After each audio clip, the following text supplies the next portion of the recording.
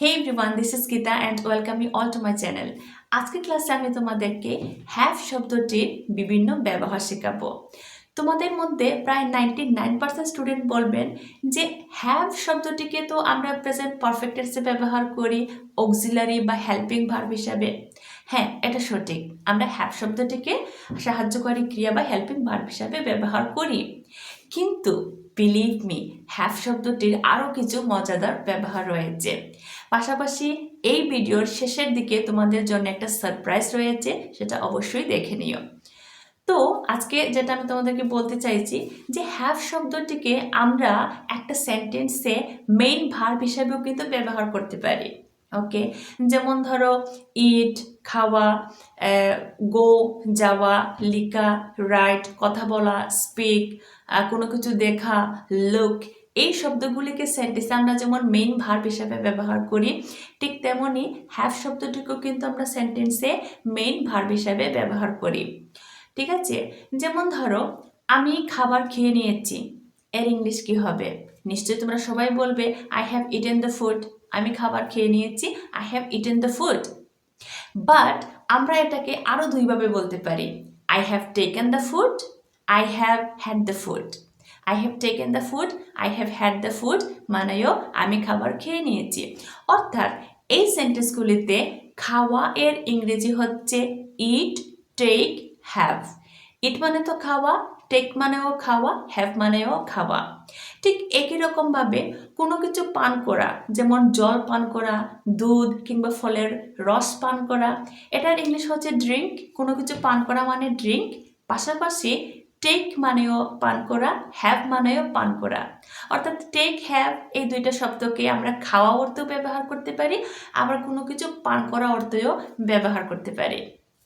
এবার যদি আমি পাস্ট টেন্সে বলি যে আমি ফল খেয়েছিলাম, I had eaten the fruit. আমি ফল খেয়েছিলাম, I had eaten the fruit. অথবা I had taken the fruit, অথবা I had had the fruit. I had had the fruit, এখানে পাস্ট টেন্সের কথা বলছি, এর জন্য আই সাবজেক্টের পরে হ্যাড বলেছি। এবং আমরা জানি হ্যাড, হ্যাভ, হ্যাজ এগুলির পরে সবসময় ভার্বের থার্ড ফর্ম বসে। তো এখানে হ্যাভ মানে তো খাওয়া, হ্যাভ এর থার্ড ফর্ম হ্যাড, এই জন্য আমরা বলেছি I had had the fruit.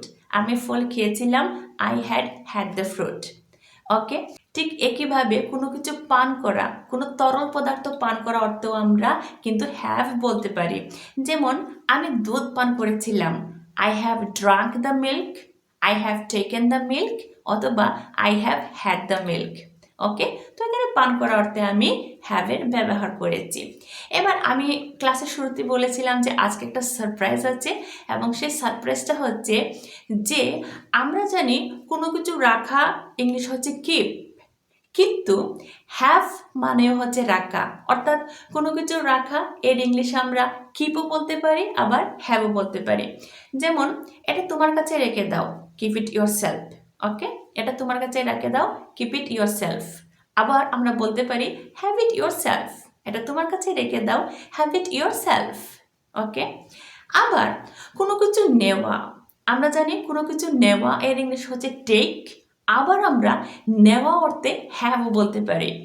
যেমন এটা নিয়ে নাও, টেক ইট, অথবা বলতে পারি হ্যাভ ইট, এটা নিয়ে নাও, হ্যাভ ইট।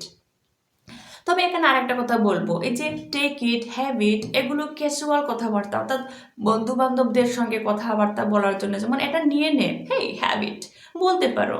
কিন্তু যখন তুমি কাউকে খুব রেসপেক্ট দিয়ে পোলাইটলি কথা বলতে চাইবে, তখন কিন্তু টেক ইট, হ্যাভ ইট বলে ভালো লাগে না। ধরো তুমি একটা দোকানে গিয়েছো এবং দোকানদারকে বলছো যে এই টাকা নিন, হ্যাঁ এই যে টাকাটা নিন। তুমি যদি বলো টেক দ্য মানি, এটা শুনতে ভালো লাগবে না, অথবা হ্যাভ দ্য মানি ভালো লাগবে না। তুমি এখানে পোলাইটলি বলতে পারো here is the money, here is the money, এভাবে বলবে। টেক ইট, হ্যাভ ইট কোনো কিছু নেওয়া অর্থে আমরা তখনই বলবো যখন আমরা আমাদের বন্ধু বান্ধবদের সঙ্গে খুবই ফ্রিলি কথাবার্তা বলি। তো আশা করি আজকের ক্লাসে তোমরা হ্যাভের যে ব্যবহারগুলি শিখেছো সেগুলি তোমাদের খুব কাজে আসবে। যদি ভিডিওটি ভালো লাগে অবশ্যই একটা লাইক করবে। চ্যানেলে যদি প্রথমবার হয়ে থাকো, now subscribe my channel to get more and more information. Thank you very much.